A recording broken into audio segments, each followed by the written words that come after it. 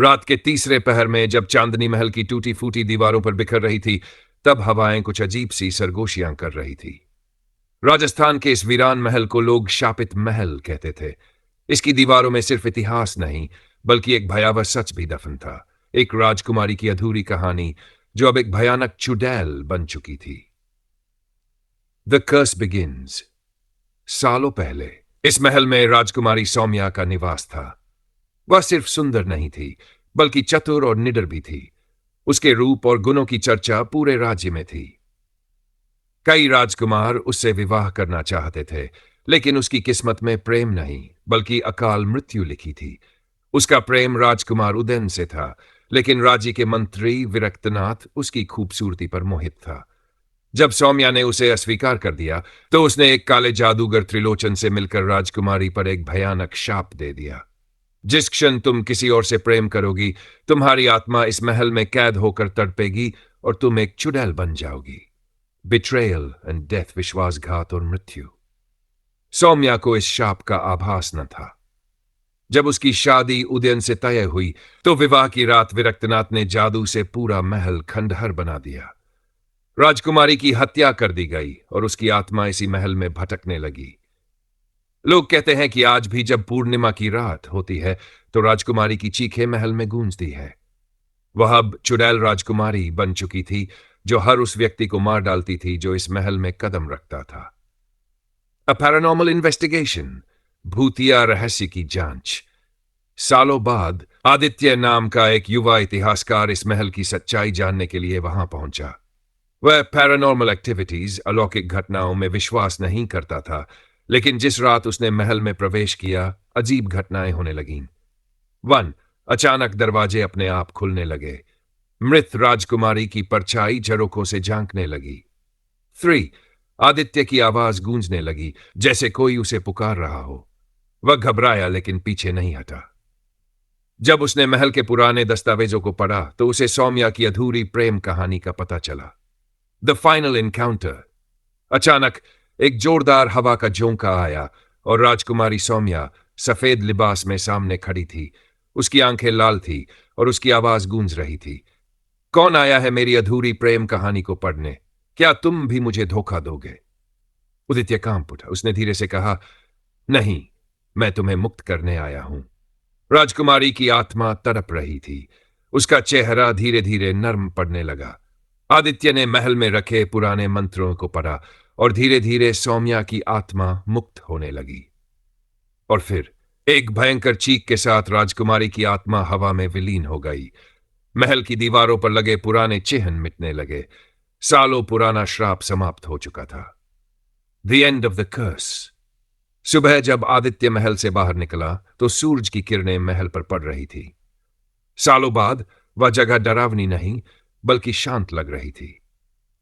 लेकिन महल की दीवारों पर अब भी एक छवि बनी हुई थी, एक सुंदर राजकुमारी की, जो मानो मुस्कुरा रही थी। क्या वह सच में मुक्त हो गई थी, या यह महल अब भी उसकी आत्मा को अपने अंदर समेटे हुए था? कंक्लूजन। हर कहानी का अंत सुखद नहीं होता। कुछ कहानियां बस एक नए रहस्य की शुरुआत होती। रहस्य कभी खत्म नहीं होते, वे बस नई शक्ल में लौटते हैं। आदित्य ने सोचा था कि वह राजकुमारी सौम्या की आत्मा को मुक्त कर चुका है, लेकिन हकीकत कुछ और ही थी। वह जैसे ही महल से बाहर निकला, उसे महसूस हुआ कि कोई उसके पीछे चल रहा है। ठंडी हवा के झोंके उसके कानों में एक धीमी सरगोशी छोड़ रहे थे। क्या तुमने सच में मुझे मुक्त कर दिया है? आदित्य का दिल तेजी से धड़कने लगा। उसने पीछे मुड़कर देखा, लेकिन वहां कुछ नहीं था। महल अब भी वैसा ही खड़ा था, जैसे किसी अनदेखी शक्ति ने उसे संभाल रखा हो। A strange night. महल से लौटने के बाद आदित्य ने सोचा कि शायद यह उसका भ्रम था। वह अपने होटल के कमरे में गया और दिन भर की घटनाओं के बारे में सोचने लगा। लेकिन जब उसने अपना बैग खोला, तो उसमें एक पुरानी रेशमी चूड़ी पड़ी थी। वही चूड़ी जो महल के चित्रों में राजकुमारी सौम्या के हाथों में थी। ये यहां कैसे आई? अचानक कमरे की लाइट जल बुझने लगी। शीशे में उसकी परछाई के साथ एक और परछाई दिखाई दी, एक राजकुमारी के आकार की। आदित्य। एक धीमी दर्द भरी आवाज कमरे में गूंज उठी। The hidden truth. डरते डरते आदित्य ने शीशे की तरफ देखा। सौम्या की आत्मा उसमें छलक रही थी, लेकिन इस बार वह पहले की तरह डरावनी नहीं थी। उसके चेहरे पर करुणा और एक अजीब सा दर्द था। तुमने सोचा कि तुमने मुझे मुक्त कर दिया, लेकिन सच्चाई इससे कहीं ज्यादा भयावह है, सौम्या की आत्मा ने कहा। आदित्य हिम्मत जुटाकर बोला, तुम्हारा मतलब क्या है? क्या तुम अब भी इस दुनिया में अटकी हो? सौम्या ने अपनी कहानी का एक और हिस्सा उजागर किया।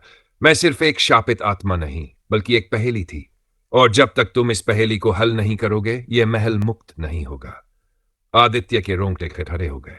मतलब अब भी कोई काला रहस्य बाकी था? अ न्यू मिशन, एक नया मिशन। अगली सुबह आदित्य ने तय किया कि वह इस रहस्य को पूरी तरह उजागर करेगा। उसने राजमहल की पुरानी किताबों और शिलालेखों को खंगालना शुरू किया, और फिर उसे एक गुप्त दस्तावेज मिला। इसमें लिखा था कि सौम्या को सिर्फ प्रेम का श्राप नहीं मिला था, बल्कि उसके साथ एक और साजिश हुई थी। विरक्तनाथ ने न सिर्फ उसे मारा, बल्कि उसकी आत्मा को एक काले जादू के बंधन में भी गाड़ दिया था। जिस दिन कोई व्यक्ति सच्चे दिल से मेरे दर्द को महसूस करेगा, मेरा श्राप टूटेगा। लेकिन अगर कोई इस रहस्य से पीछे हटेगा, तो उसकी आत्मा भी इस महल में कैद हो जाएगी। आदित्य समझ गया कि उसने सौम्या की आत्मा को पूरी तरह मुक्त नहीं किया था, बल्कि उसने इस श्राप को और अधिक सक्रिय कर दिया था। अब वह सिर्फ एक शोधकर्ता नहीं था, बल्कि इस शाप को खत्म करने का जिम्मेदार व्यक्ति बन चुका था। The final call. आदित्य के सामने दो रास्ते थे। महल को हमेशा के लिए छोड़कर भाग जाना, जैसे बाकी लोग करते आए थे। सौम्या की आत्मा को सच में मुक्त करना, भले ही उसकी अपनी जान खतरे में पड़ जाए। उसने दूसरा रास्ता चुना, लेकिन क्या वह इस शाप को तोड़ पाएगा, या फिर यह महल उसे भी निगल जाएगा? अगले भाग में जारी।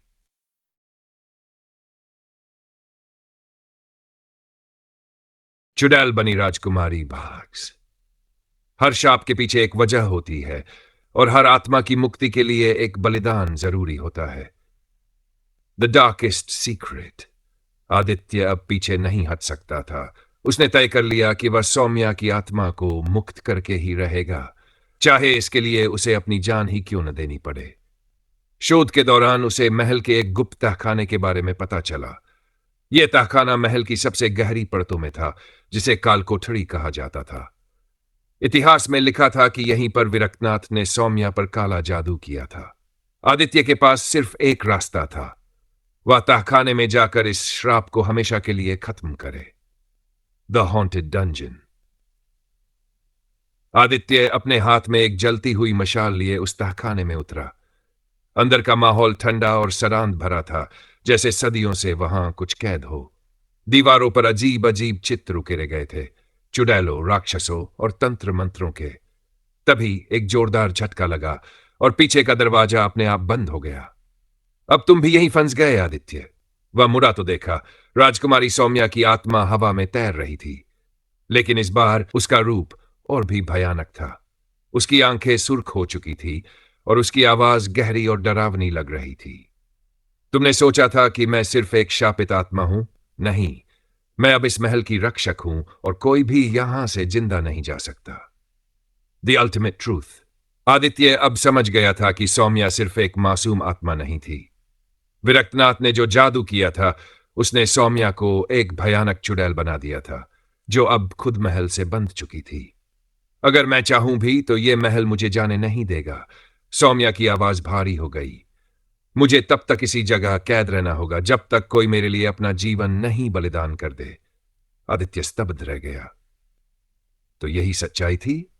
सौम्या की आत्मा को मुक्त करने के लिए किसी को अपनी जान देनी होगी। द फाइनल चॉइस, अंतिम चुनाव। आदित्य ने दोबारा तहखाने की दीवारों को देखा। वहां लिखा था, जिसे मुक्त करना हो उसे प्रेम पूर्वक बलिदान दो, तभी यह शाप टूटेगा। आदित्य अब जान चुका था कि उसे क्या करना होगा। उसने अपनी जेब से एक त्रिशूल निकाला, जिसे उसने एक साधु से लिया था। अगर वह खुद को सौम्या के सामने बलिदान कर दे, तो शायद यह श्राप हमेशा के लिए खत्म हो जाए। उसने सौम्या की तरफ देखा, उसकी आंखों में आंसू थे। तुम ऐसा मत करो आदित्याई। मैं सदियों तक इस दर्द को सह सकती हूं, लेकिन मैं तुम्हें मरते नहीं देख सकती। आदित्य मुस्कुराया। किसी न किसी को तो यह श्राप खत्म करना ही होगा। अगर मेरी मृत्यु से तुम्हें मुक्ति मिलती है, तो यह बलिदान भी मंजूर है। The end of the curse. Aditya ने अपनी आंखें बंद की और त्रिशूल अपने सीने में भोंक दिया। नहीं, सौम्या की चीख पूरे महल में गूंज उठी। चारों ओर तेज रोशनी फैल गई। महल की दीवारें कांपने लगीं, जैसे कोई अदृश्य शक्ति उसे तोड़ रही हो।